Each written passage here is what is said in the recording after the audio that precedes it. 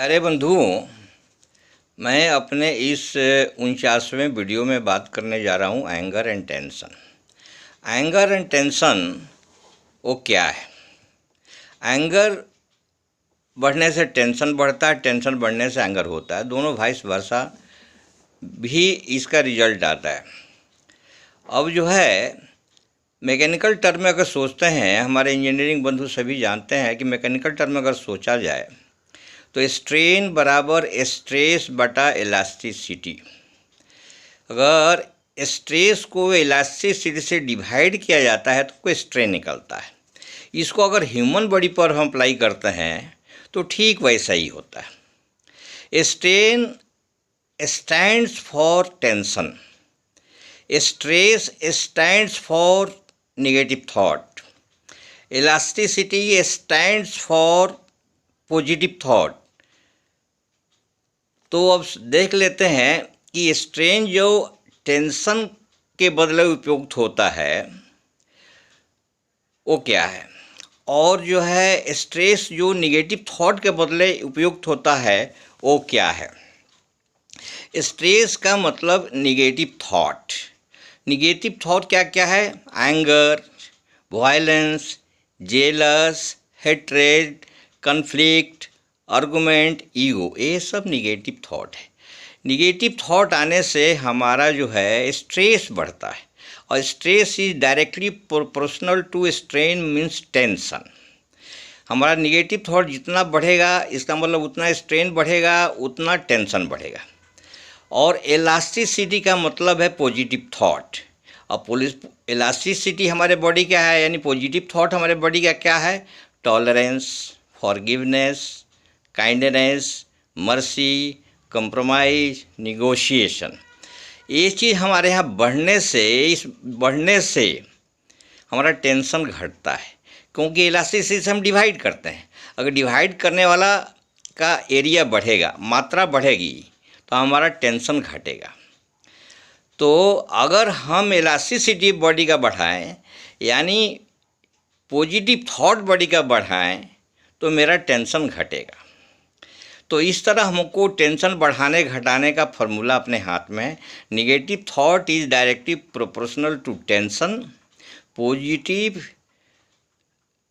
Thought is inversely proportional to tension. अब source of tension क्या है? हमको टेंशन कहाँ कहाँ से मिलता है? टेंशन हमको मिलता है अपने वर्क प्लेस में मिलता है। वर्क प्लेस में कहाँ से मिलता है? कि बॉस से भी मिल सकता है, पीयर ग्रुप से मिल जाता है, जो समकक्ष लोग साथ में काम करें उससे भी मिल जाता है, सबऑर्डिनेट से भी कभी कभी टेंशन मिल जाता है। तो ये हमारे टेंशन मिलने के ये स्थान है। घर में सन से मिलता, लड़के से भी मिल जाता है, कभी लड़की से मिल जाता है, कभी पति से मिलता है, कभी पत्नी से मिलता है, कभी पेरेंट्स से मिलता है, कभी हमारे लिए सभी टेंशन है, हम भी किसी के और के लिए भी टेंशन होते हैं। तो घर में भी कुछ ना कुछ कारण होता है कभी ना कभी टेंशन होने का। अब बच्चों के लिए भी ये सभी टेंशन के कारण हो सकते हैं। ये जो है घर में भी होता है, वर्क प्लेस में भी होता है, और सराउंडिंग में होता है। सोसाइटी में कभी फ्रेंड से होता है, कभी पड़ोसी से होता है, कभी कोई अननोन, कभी नोन से भी होता है। तो ये टेंशन के सभी कारण हैं। लेकिन टेंशन हमारा कैसे कंट्रोल होता है वो बताया फॉर्मूला। स्ट्रेन बराबर स्ट्रेस बाई इलास्टिसिटी। स्ट्रेन जो है stands for tension, stress stands for negative thought, elasticity stands for positive thought. Positive thought से हम भाग करेंगे निगेटिव थॉट में, तो हमारा जो स्ट्रेन रिजल्टेंट आएगा वो घटेगा। इलास्टिसिटी बढ़ने से स्ट्रेन घटेगा। तो हमारा ये मैकेनिकल फार्मूला भी बॉडी के फार्मूला से बिल्कुल सेट हो जाता है। इस तरह जो हमारा जो है टेंशन बढ़ता है और घटता है। लेकिन टेंशन क्या इतना खतरनाक है, इतना खराब है? नहीं, टेंशन भी शरीर को कुछ न कुछ चाहिए। बिना टेंशन का जो है हम दुनिया में कुछ नहीं कर सकते हैं। Suitable tension is required. जैसे हमको अगर टेंशन नहीं रहेगा तो हम अपना ऑफिस नहीं जा सकते। हमारा टेंशन नहीं रहेगा तो अपना काम हम टाइम से नहीं कर सकते हैं। अगर टेंशन नहीं रहेगा तो हम समय से उठेंगे नहीं। टेंशन नहीं रहेगा तो हम अपनी रिस्पॉन्सिबिलिटी पूरा नहीं करेंगे। हम एक लेजी आदमी बन जाएगा, हम एक डल आदमी बन जाएंगे, एक इनएक्टिव आदमी बन जाएंगे। तो suitable tension is required similarly for students. और बच्चों के लिए, बच्चों को भी टेंशन जरूरी है, suitable tension, so called, this is called so called suitable tension. Suitable tension इसलिए जरूरी है कि बच्चों को टेंशन पढ़ाई का टेंशन रहता है, होमवर्क का टेंशन रहता है, क्लास वर्क का टेंशन रहता है। तो सूटेबल टेंशन चाहिए। हम पूजा करते हैं, बच्चे ड्रेस पहनते हैं, स्कूल जाते हैं, बाथरूम जाते हैं, सब जल्दी जल्दी करना पड़ता है कि सूटेबल टेंशन है। तो suitable tension for progress it is required. और लेकिन over tension is injurious. Over tension is not at all advisable और that is injurious. For example मैं आपको बता दूं कि एक हम वायर इंस्ट्रूमेंट लेते हैं, एक वायर इंस्ट्रूमेंट जब लेते हैं जो हमको म्यूजिक देता है, अगर हम उस वायर इंस्ट्रूमेंट में अगर हम सूटेबल टेंशन देते हैं तो that gives a very good music. वो बहुत इंटरेस्टिंग म्यूजिक होता है, बहुत ही आनंददायक म्यूजिक होता है वो सूटेबल टेंशन से। लेकिन अगर वो उसको ओवर टेंशन करेंगे तो वायर वो टूट जाता है। इसलिए वो म्यूजिकल इंस्ट्रूमेंट में हम ओवर टेंशन नहीं कर सकते because that wire will break. Suitable tension is good because that will give us very good music. और उसको लूज करेंगे, नो टेंशन देंगे तो that will become lazy, dull, inactive. So वो लूज देने से वो म्यूजिक नहीं देगा, वो जो है म्यूजिकल इंस्ट्रूमेंट यूजलेस हो जाएगा, वर्थलेस हो जाएगा, बेकार हो जाएगा। इसलिए ये भी जो है ह्यूमन बॉडी के लिए उतना ही अप्लीकेबल है जितना हमारा पहले का फार्मूला स्ट्रेन बराबर स्ट्रेस बाई इलास्टिसिटी जो मैकेनिकली उपयोग होता है वो ह्यूमन बॉडी के लिए भी उससे ही उपयोग होता है।